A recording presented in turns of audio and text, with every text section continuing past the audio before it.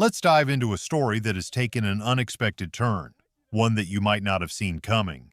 Trey Hendrickson, the standout pass rusher for the Cincinnati Bengals, has found himself at the center of trade rumors once again.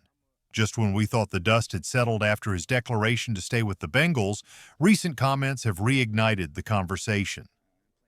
A rocky start our narrative begins several months ago, around February or March, when Hendrickson made headlines by requesting a trade. Frustrated with his contract situation as he approached the final year of his deal, he was set to earn only $40 million per season. The edge rusher market has exploded, and Hendrickson is understandably seeking a more lucrative deal, ideally with additional years attached. A glimmer of hope. Initially, it seemed like there was hope for resolution. Hendrickson expressed a desire to remain in Cincinnati long-term, and the Bengals reassured fans that they were working on it. The league appeared to back off, and it felt like the storm had passed. But then Hendrickson dropped a bombshell that changed everything. The communication breakdown. In a shocking revelation, he stated, "No communication has taken place between my camp and the organization post-draft. The offers prior to the draft did not reflect the vision we shared and were promised last off-season." This was a clear indication that the relationship between Hendrickson and the Bengals had soured. He expressed his frustration over the lack of dialogue, stating, "I have been eagerly awaiting a resolution of this situation, but that's hard to do when there is no discussion and an evident lack of interest in reaching mutual goals." This situation casts a shadow over the Bengals front office and coaching staff. Typically, contract negotiations are handled by management, leaving coaches to focus on the players on the field. However, Hendrickson has brought head coach Zach Taylor into the fray, revealing that Taylor had texted him a month ago, warning that failure to attend mandatory minicamp would result in fines. The public outcry. Hendrickson is not shying away from placing the blame squarely on the front office and coaching staff, allowing fans to direct their frustration where it belongs. He recently spoke to reporters during some OTA minicamp sessions where he made it clear that he is not willing to play under his current deal. This is a story that continues to evolve, and it's one that fans and analysts alike will be watching closely.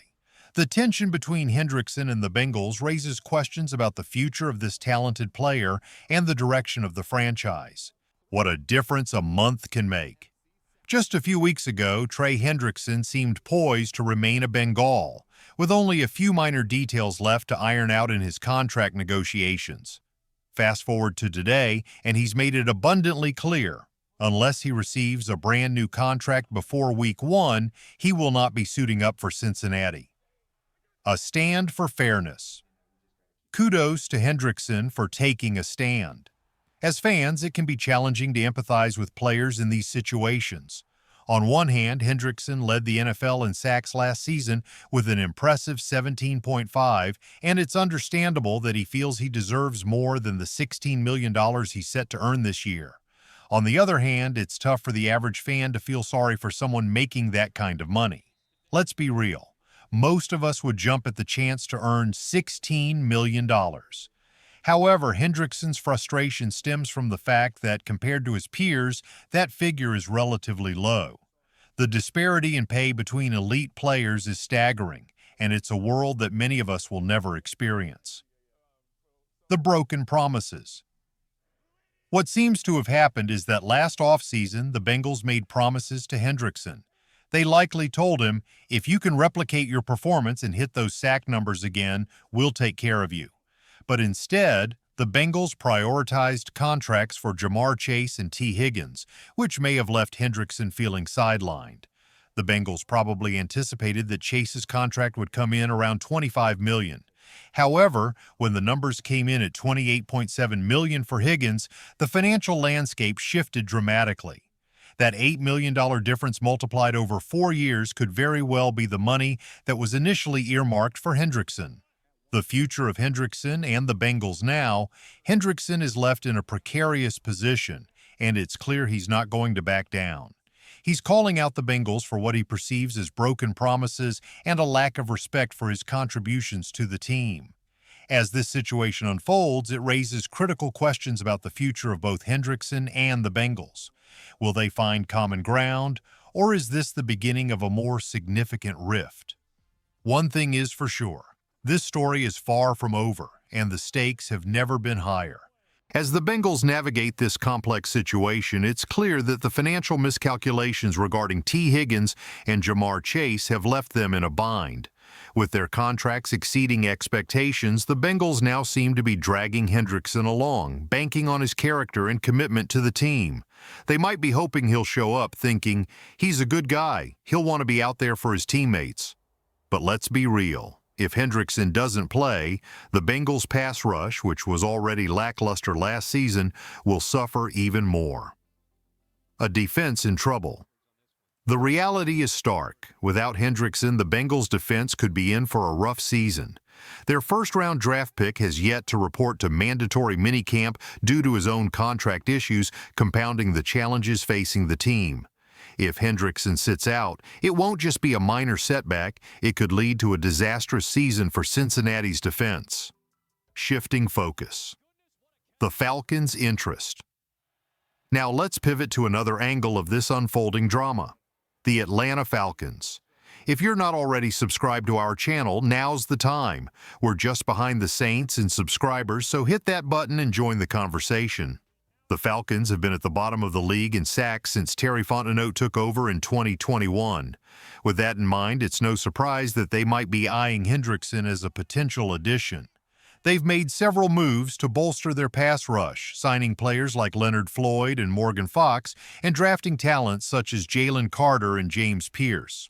Plus, they're expecting Brylan Trice to return, which adds another layer to their defensive strategy.